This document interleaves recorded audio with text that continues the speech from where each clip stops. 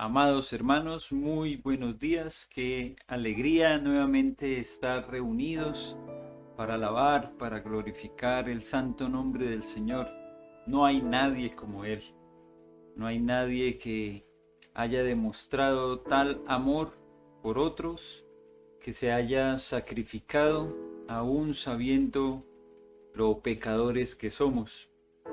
Y este amor que nos ha mostrado Jesús es el que nos dice, demuestra el verdadero amigo, ¿cierto? No hay mayor muestra de amor, de amistad que entregar la vida por otros.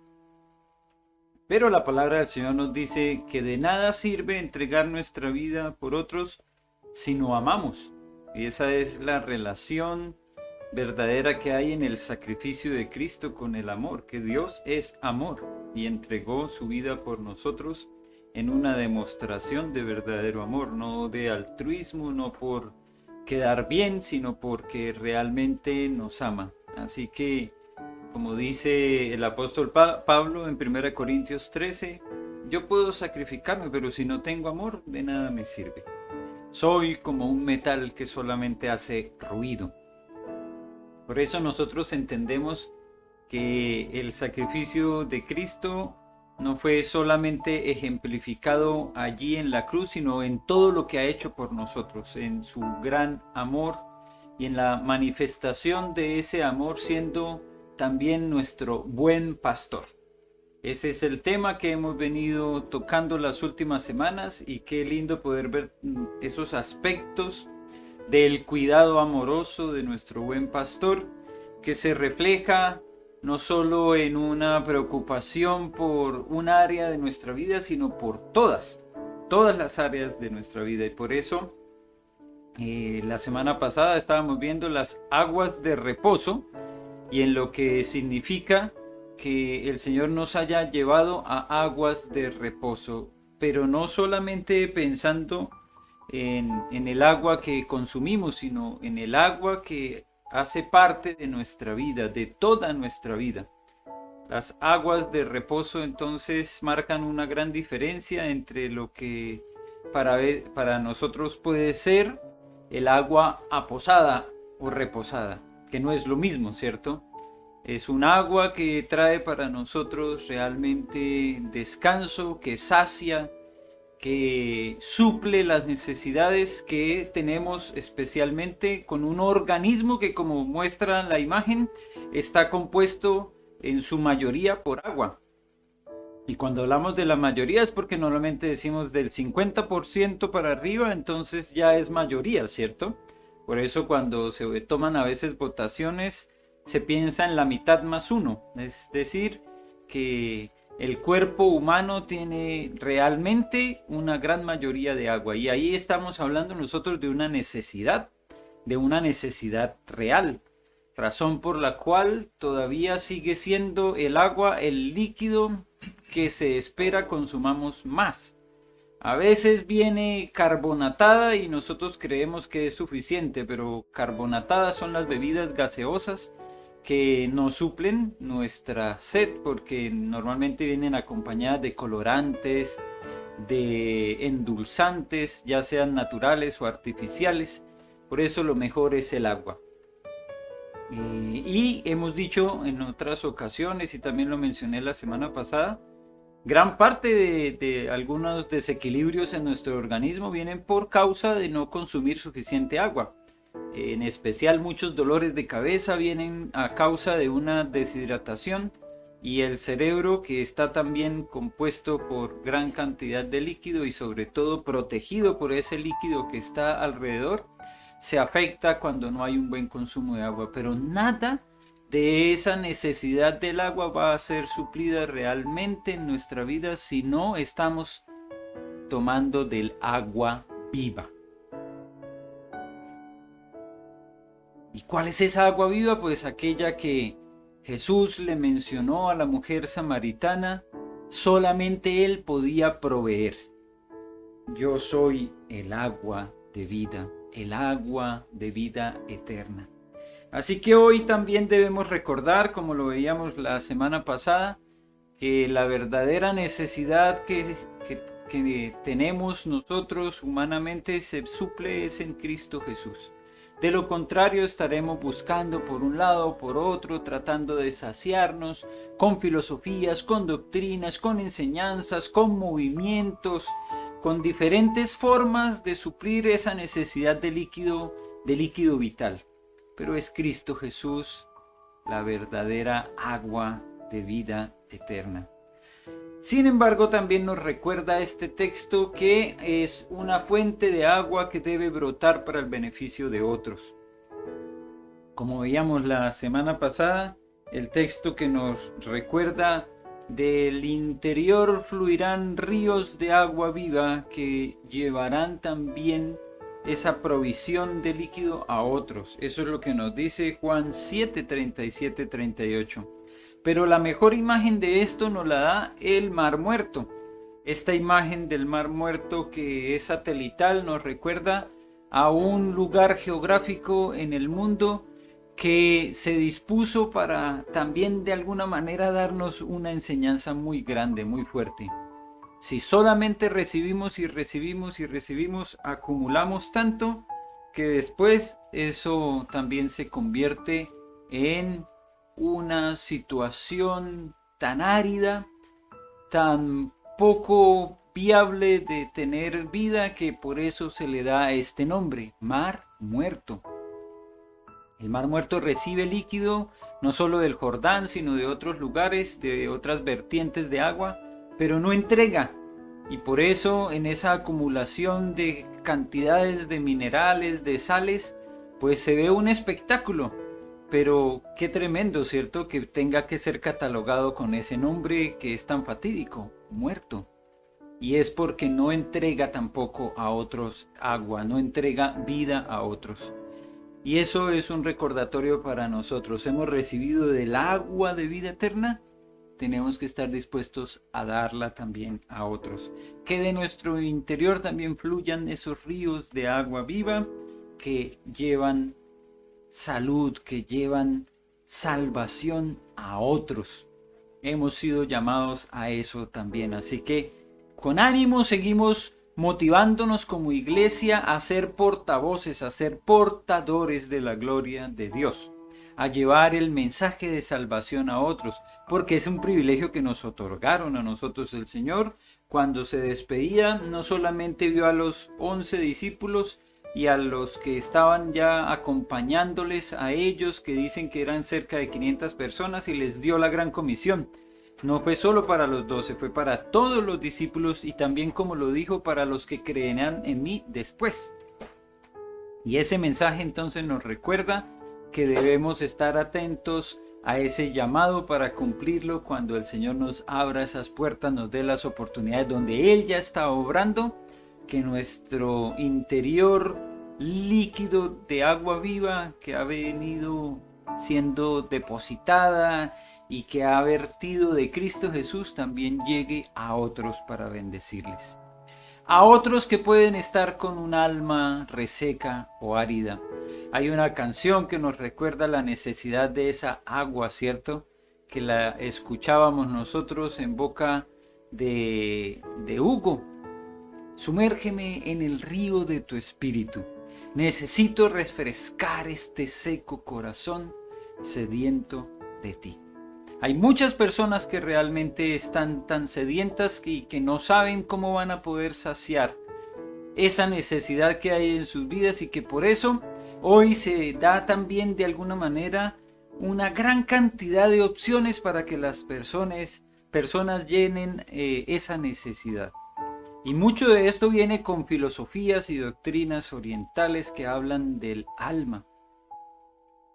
Pero la palabra del Señor desde hace miles de años ya nos está diciendo cómo podemos saciar nuestra alma, cómo podemos confortar nuestra alma.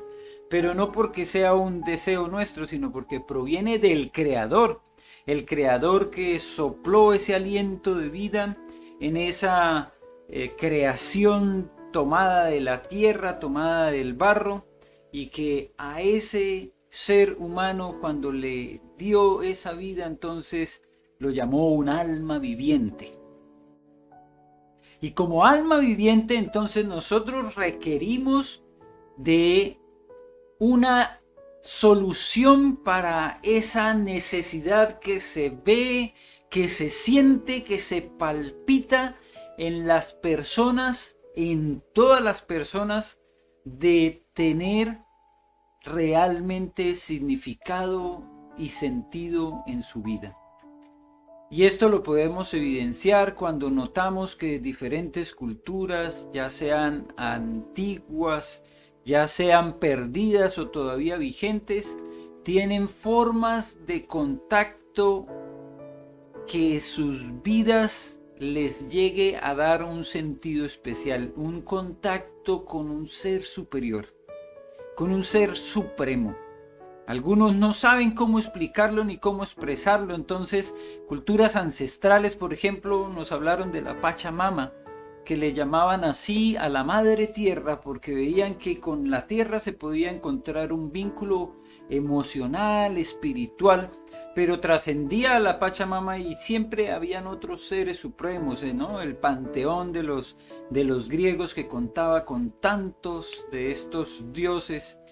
La mitología que nos ha hecho pensar muchas veces en figuras que no solamente pueden estar aquí en la tierra, sino más allá y trascienden a la tierra, son muestras de la necesidad humana de tener un contacto y un vínculo con un ser supremo. En algunos casos se ha llegado a pensar que ese vínculo debe ser con nosotros mismos como seres supremos. Y entonces se ha llevado también en algunos contactos espirituales a interiorizar esa búsqueda y hacerla en una introspección. Pero muchos se han dado cuenta que es difícil porque la complejidad de nuestro propio ser a veces es superior, nos gana. Simone Biles, que es esta gimnasta norteamericana que esta semana fue noticia porque dijo: tengo tanto ruido en mi mente, estoy luchando con tantos demonios internos que prefiero salirme. Y era una de esas expectativas crecientes en los Juegos Olímpicos para las muchas medallas que ella se iba a llevar. Pero miren que en esa lucha interna ella tuvo que reconocer que la presión era tan alta que prefería abandonar los Juegos. Así que interiormente no vamos a encontrar la solución a todo. Podemos encontrar mucho ánimo, mucha motivación en el yo, en el super yo y en el superego, tratando de darnos ánimo y decir: es que yo soy capaz, tú puedes, tú eres el más grande, tú eres el mejor. Pero van a llegar momentos tan complejos en los que en ocasiones no tenemos más respuestas. Y algunas personas que han basado su fortaleza en el yo, cuando entran en momentos difíciles, no tienen un sustento, no tienen un piso firme, y por eso algunos hasta prefieren quitarse la vida cuando no logran entender cómo superar las dificultades de la vida. Pero el alma que tenemos sí puede encontrar descanso, sí puede ser confortada por aquel que la creó. Por nosotros mismos en ocasiones lo logramos cuando nos gratificamos. Nos dicen, por ejemplo, que darnos un gusto nos alegra la vida. Para algunas personas la música les da un sentido de alegría, de gozo. Pero hay personas que no logran llegar a ese confort en su alma con nada en el mundo. Algunos reyes tenían todo un séquito de arlequines, de bufones que intentaban mantenerlos siempre con una gran alegría, y entonces ellos se encargaban de hacer maromas, peripecias, de hacer bromas, de hacer chistes para que el rey estuviera feliz. Pero muchos de estos libros de historia nos cuentan cuántos de esos arlequines, bufones y comediantes morían porque el rey decía: no me satisface, que le corten la cabeza. Y entonces no era suficiente esa alegría externa. ¿Por qué? Porque siempre ha habido una necesidad mucho más profunda, interna. La palabra del Señor nos dice que en el alma humana es donde está también ese sentir, ese valor de vida, ese propósito. Y es en la relación con el Creador del alma que podemos nosotros encontrar verdadero sentido. Pero hay un texto al cual le vamos a dedicar un tiempo de estudio que está en Lucas capítulo 12, que nos habla directamente también de este tema y que necesitamos comprenderlo. El alma tiene un gran valor y hay un gran peligro también de perderla, ¿cierto? Así que en el capítulo 12 nosotros vamos a encontrar un mensaje que nos ayudará a comprender también el valor de nuestra alma. San Lucas capítulo 12 versículos 4 al 7, un texto bastante corto pero que confiamos va a ser de mucha bendición para nuestras vidas. Mas os digo, amigos míos, no temáis a los que matan el cuerpo y después nada más pueden hacer. Pero os enseñaré a quién debéis temer. Temed a aquel que después de haber quitado la vida, tiene poder de echar en el infierno. Sí, os digo, a este temed. ¿No se venden 5 pajarillos por 2 cuartos? Con todo ni uno de ellos está olvidado delante de Dios. Pues aún los cabellos de vuestra cabeza están todos contados. No temáis, pues, más valéis vosotros que muchos pajarillos. Oremos. Bendito Señor, este mensaje es importante para nuestras vidas porque nos recuerda no solo en una ocasión, sino más de una vez que no debemos temer. Pero entendemos también que a nuestro alrededor hay todo un movimiento que nos intenta afectar emocionalmente para que el temor tome fuerza, para que sintamos miedo. Y eso hace parte también de una estrategia que logra imponerse sobre otros a través de causar miedo. Pero tú nos has dicho, no temáis, amigos míos, no temáis.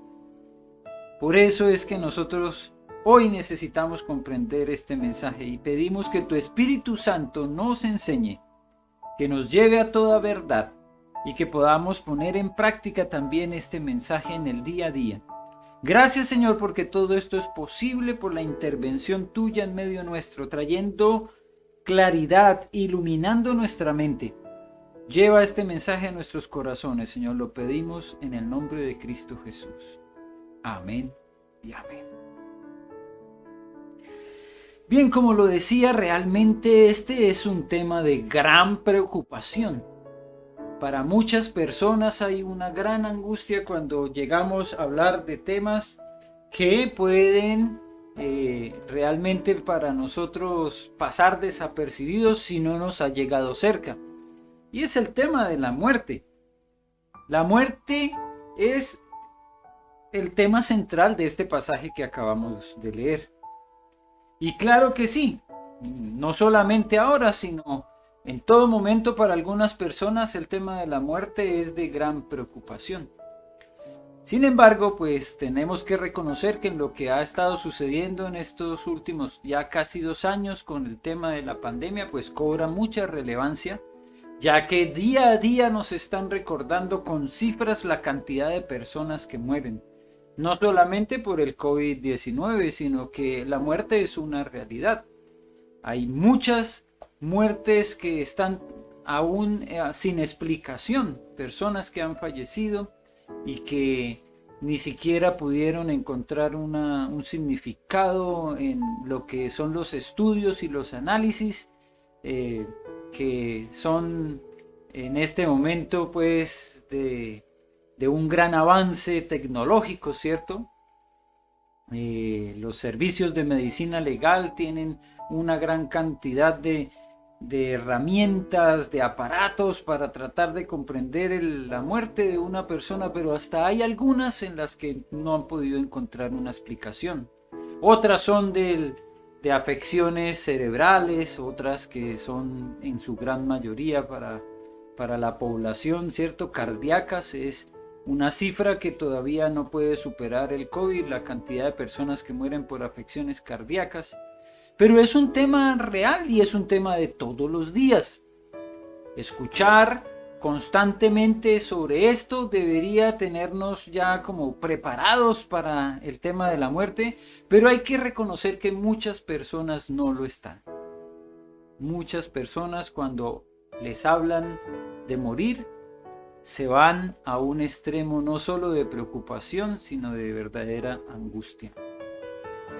Pero nosotros tenemos que ser capaces de hablar de un tema como este con toda tranquilidad, porque la muerte, sabemos, es ineludible. No hay forma de que nosotros podamos burlarnos de ella. Se han hecho historias, se han hecho cuentos, ¿cierto? Se han hecho películas sobre personas que trataron de burlar a la muerte. Y lo que normalmente aparece, como se dice en el final de la película y en la moraleja, es que no hay manera de burlarla. Es ineludible. Podemos de alguna forma hasta postergarla, ¿cierto? Con todo lo que son los avances tecnológicos, y hemos visto también cómo se ha podido postergar la muerte para muchas personas. La tasa media, ¿cierto?, en la antigüedad de la vida de las personas era llegar hasta los 70 o 75 años. Eso es como dice la escritura, que se daba una vida más o menos normal. Pero hoy, claro, con todos los hallazgos y los adelantos tecnológicos, pues se ha llegado a postergar mucho más y cada vez encontramos a más personas con 90, 95, 100 años, porque han llegado las medicinas, porque han llegado suplementos vitamínicos y porque se ha llegado también a un estilo de vida a través de los avances tecnológicos que permite postergar un poco la muerte, pero es inevitable. En algún momento nos llegará. Hoy en día, con la aparición, por ejemplo, de las vacunas, hay una tasa media de muerte que va mucho más allá de los 40 años. Hace 200 años la tasa media de vida era de 27 años, es decir, el promedio de vida era de 27 años. Muchos niños morían porque no tenían acceso a vacunas. Y entonces cuando la población se hacía un promedio, llegaba, claro, mucha gente a vivir más, pero como eran muchos los que morían a temprana edad, esas medias daban para una cifra que realmente era preocupante. ¿Cómo así que la mayoría de la gente moría antes de los 27 años? Hay que entender esa cifra, ¿cierto? No significa eso que no había gente que viviera más, solamente que eran muchos más los que vivían poco y muy pocos los que vivían harto. Entonces, cuando se sacaban los promedios, llegaban a esas cifras. Entendemos entonces por qué muchas veces las familias tenían tantos hijos. ¿Ya? Yo he hablado, por ejemplo, de la familia de mi mamá con 14 hijos, la de mi papá con 12, ¿cierto? Familias grandes, y uno dice, pero esto ya no se ve, hoy en día no se ve. Pero anteriormente sí, antiguamente habían familias muy grandes, y es que muchas veces eran grandísimas, pero se iban reduciendo con la cantidad de fallecidos a temprana edad. Y estos son temas que para nosotros a veces pasan como a un segundo plano, de que no queremos ni siquiera tocarlos, pero necesitamos ser capaces de hablar de la muerte y de la realidad de la muerte con toda tranquilidad. Por eso hoy la pregunta principal es para cada uno de nosotros, para ti que me estás escuchando. ¿Te angustia hablar de la muerte? ¿Esto te angustia? ¿Esto te preocupa? ¿Te causa conmoción? El pensar en lo que significa fallecer te da algo de sensación de inestabilidad que te supera muchas veces a tus emociones. En esta semana falleció una tía mía, la tía Lucila, y hablando con mi mamá, pues me alegró saber que para ella la muerte ya era algo tan real, tan cercano, que fue capaz de darle instrucciones a su hija y decirle: cuando yo fallezca, entonces no quiero que me vean, no quiero que el ataúd esté abierto para todo el mundo, pongan una fotografía allí. Si acaso que me vean la familia nomás, los cercanos. Pero dejó unas instrucciones. Imagínense lo que significa uno poder hablar con toda tranquilidad de su propia muerte y dar instrucciones a su hija y decirle: quiero que en mi funeral hagan esto. Bien, eso es de lo que estamos hablando en este tema. Eso es lo que la palabra nos anima a pensar, que no debemos estar temiendo a la muerte. Lucas, en el 12, versículo 4, nos dice: no temáis a los que matan el cuerpo, y después nada más pueden hacer. Porque el cuerpo se lo pueden llevar, el cuerpo lo puede asesinar a alguien hasta sin culpa, ¿cierto? Alguien en una falla, en un error, alguien que deja caer por un edificio un macetero de una planta y, como ha sucedido, cae desde ese cuarto o quinto piso y muere una persona por ese accidente. O en un accidente de tránsito, que algunas personas pues no tienen la intención de matar a otros, pero también en un descuido, en una distracción, mirando el celular, o porque estaba muy cansado y le dio sueño, puede haber un accidente de tránsito y asesinar a otro. Pero aunque alguien llegue a quitarnos la vida con intención o sin intención, porque lamentablemente también hemos llegado a tener tan poco valor en la vida humana que una persona, por robar a otro, por robarle un celular, por robarle un auto, lo puede asesinar. De eso no deberíamos tener preocupación, de que nos lleguen a quitar la vida. Porque si nos quitan la vida, este cuerpo se va a desechar, se va a destruir, se va a volver polvo, porque así como fue tomado del polvo, al polvo volverá. Pero como nos dice el Salmo 62, solo en Dios haya descanso mi alma, de Él viene mi salvación. Este salmo es el que nos da la verdadera posibilidad de entender cómo llegamos a tener paz. Porque Jesús nos dijo en Lucas, porque es Jesús el que está hablando ahí en Lucas 12:4, no teman a los que matan el cuerpo y después nada más pueden hacer. Sin embargo, también nos dijo, ¿a quién sí debíamos temer? Temed a aquel que después de haber quitado la vida tiene poder de echar en el infierno. Sí, os digo, a este temed.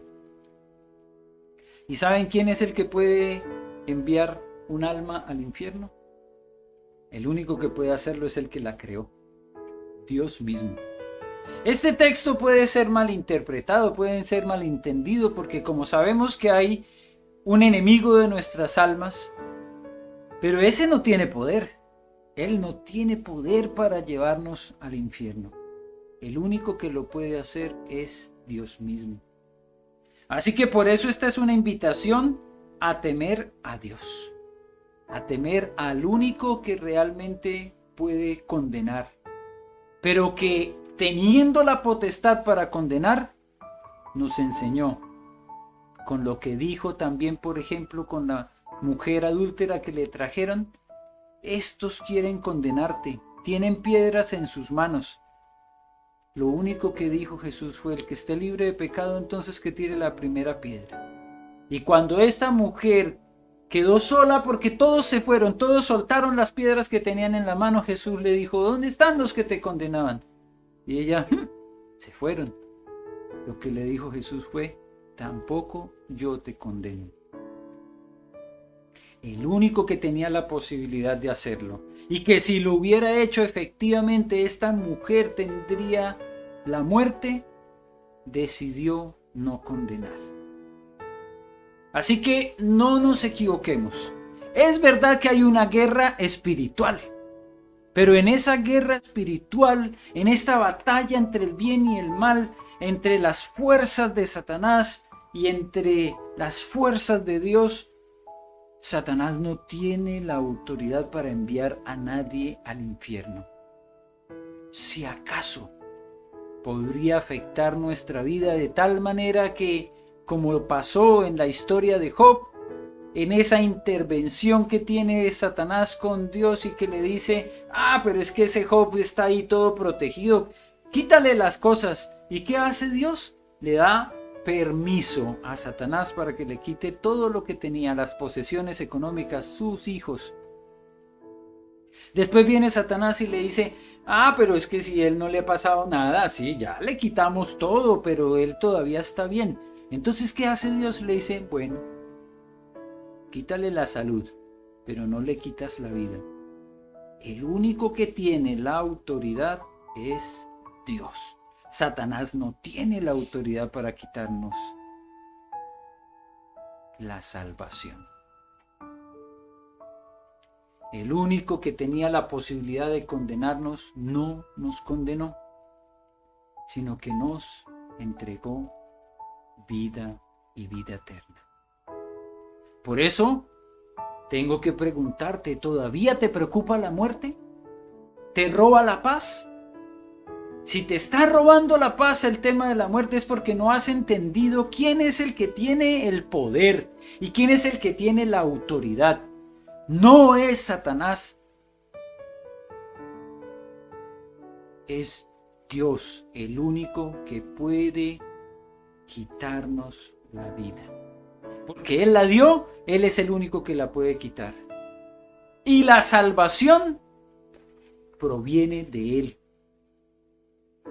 No nos dejemos robar la paz, porque eso entonces sería una demostración de que no hemos comprendido de qué se trata la Escritura y por qué Jesús entregó su vida por nosotros. Y la paz nos la quiere robar, eso sí, el enemigo de nuestras almas, sembrando dudas, sembrando preocupaciones, sembrando angustias sobre nuestra vida. Porque es una realidad que tenemos. Claro que sí. Creyentes y no creyentes tienen en su interior una conciencia que les habla de eternidad. Miren lo que dice este pasaje de Eclesiastés en el capítulo 3, versículo 11. Todo lo hizo hermoso en su tiempo y ha puesto eternidad en el corazón de ellos, sin que alcance el hombre a entender la obra que ha hecho Dios desde el principio hasta el fin.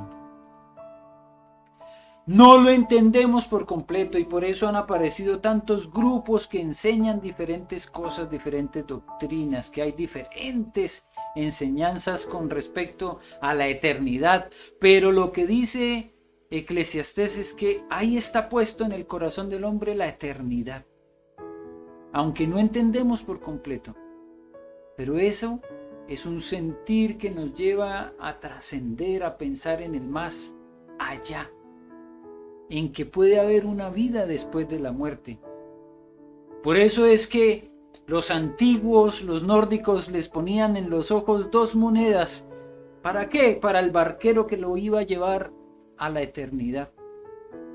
Por eso es que otras culturas hablaban especialmente de lo que iba a pasar después de la muerte, sin entenderlo realmente. Los antiguos egipcios sepultaban a sus faraones con comida y en ocasiones hasta con todo su séquito para que lo acompañaran en el viaje a la otra vida. ¿Qué encontraron después los hallazgos arqueológicos? Que ahí estaban. Ahí estaban todos los tesoros, nada se pudieron llevar. No entendían lo que era la eternidad, pero la sentían como parte de ese interior que les hablaba de que después de la muerte podía haber algo más. Y esa es la respuesta que muchas personas están necesitando hoy cuando se angustian por el COVID. ¿Qué va a pasar si me enfermo? Si soy grave, si no he tenido todavía la vacuna, si sí la tengo y me afecta. ¿Por qué nos vamos a angustiar por tantos temas que algunos de ellos ni los entendemos por completo? Ya hemos hablado, por ejemplo, de lo extraño que es este tema del COVID y cómo puede haber realmente detrás del sentir de una realidad también una gran cantidad de cosas oscuras y raras. Pero nada de eso debería afectarnos si tenemos al que conforta nuestra alma.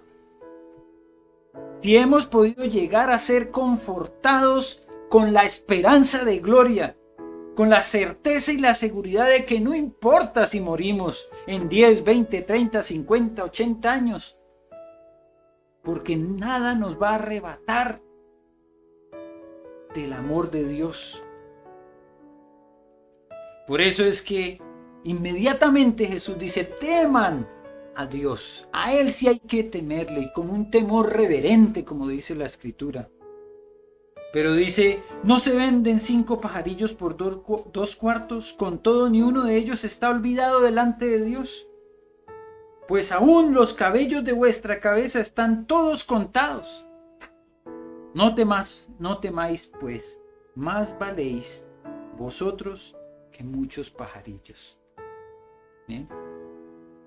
El valor de este mensaje es que podamos ser fortalecidos para tener un temor reverente hacia Dios, pero no una angustia ni una preocupación. Es que el texto utiliza la misma palabra, temor, pero el temor a Dios es diferente. No es preocupación, no es angustia, no es miedo.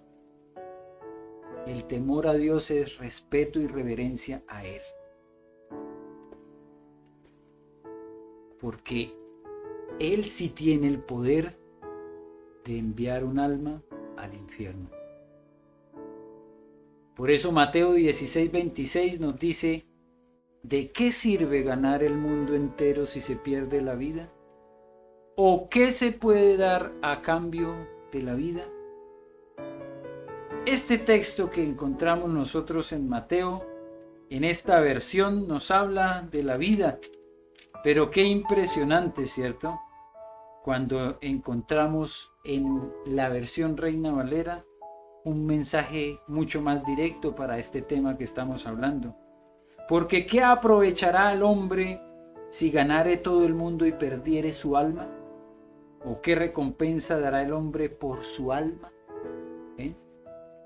El alma, entonces, tan valiosa, tan importante para Dios, que Él mismo la dio, es para nosotros una certeza de la seguridad de la salvación. Lo leíamos en el Salmo 62:1. El Señor es el que puede confortar nuestra alma, dar descanso a ella. ¿Cómo?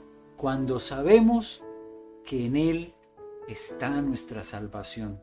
No en nosotros, no en que me comporte bien, no en que sea buen hijo, buen amigo, buen vecino, buen esposo, buen padre. No, en que Él es el que nos ha dado la salvación. Por gracia sois salvos. Y esto no de vosotros, pues es un don de Dios.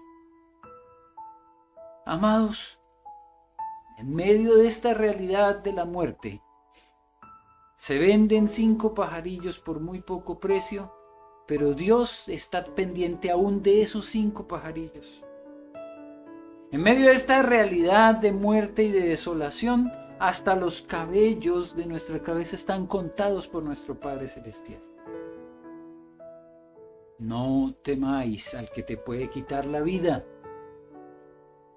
Tu temor reverente es para aquel que realmente, pudiendo hacerlo, te ha dado salvación y vida eterna. Dios, el Señor. Que este sea un mensaje de ánimo, de fortaleza. Y quiero concluir con una experiencia personal. Mi papá, antes de fallecer, como 2 meses antes, me dijo, yo ya estoy listo.